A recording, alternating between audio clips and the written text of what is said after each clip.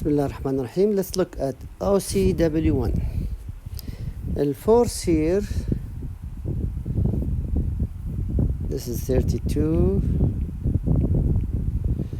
The angle is 27 degrees. Theta 1 is 10 degrees. Okay, so the way that he want to do the projection of this force here in this u-axis, Fu, and he want to find the projection of this force on this axis, Fu and Fv, Fu and Fv. Okay, so what are the projection of this 32 Newton in the u-axis, and what is the projection of this force in the v-axis? We just see that there's an angle here that I want to add. You could notice here that this u and this axis is 90 degrees. So the whole thing is 90 degrees. Okay, so if you want to find out this angle between the force resultant, or the force 32 Newton, and the force at the v-axis, this is going to be equal. Let's call this one unknown x.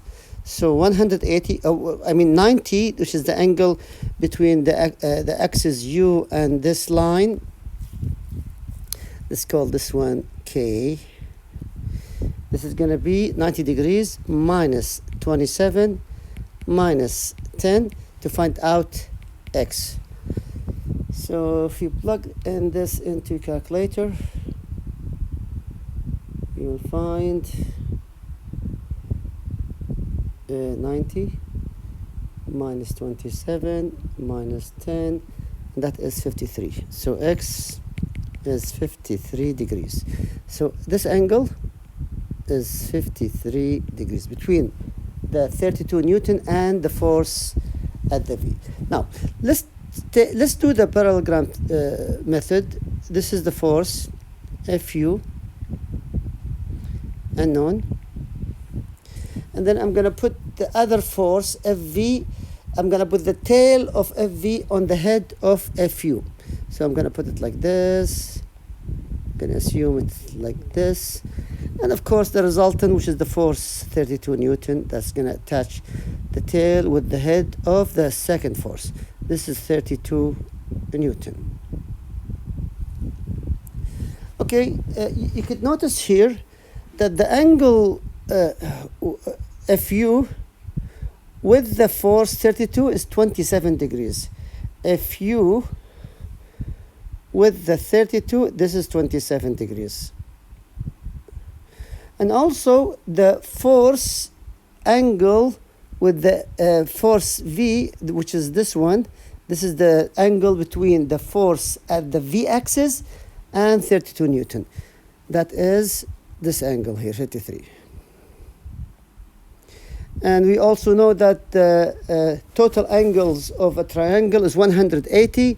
So if you want to find out this angle, so it's 180 minus 27 minus 53, and that will give you the angle between Fu and Fv. 53 plus 27, that's 80.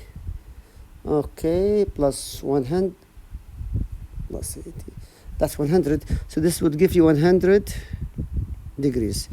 So this would give you 100 degrees. Now we could use the law of sines.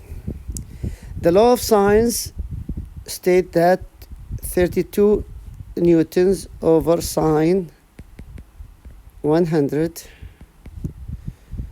equal the force in the v-axis over sine 27 and the force in the u-axis sine 53.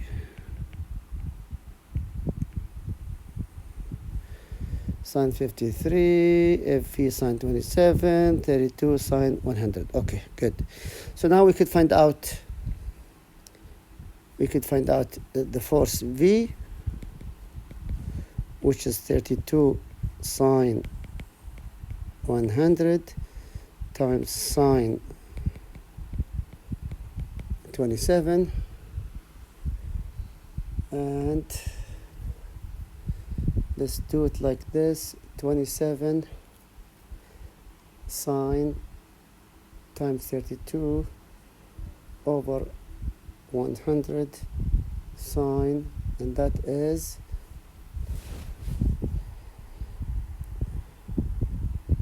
32 over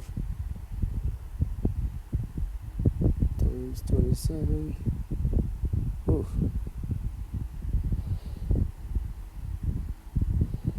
27.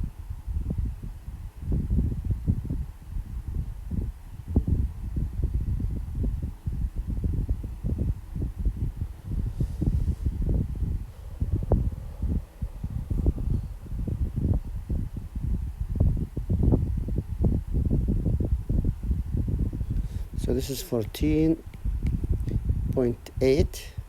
Force in the v-axis, that is Newton.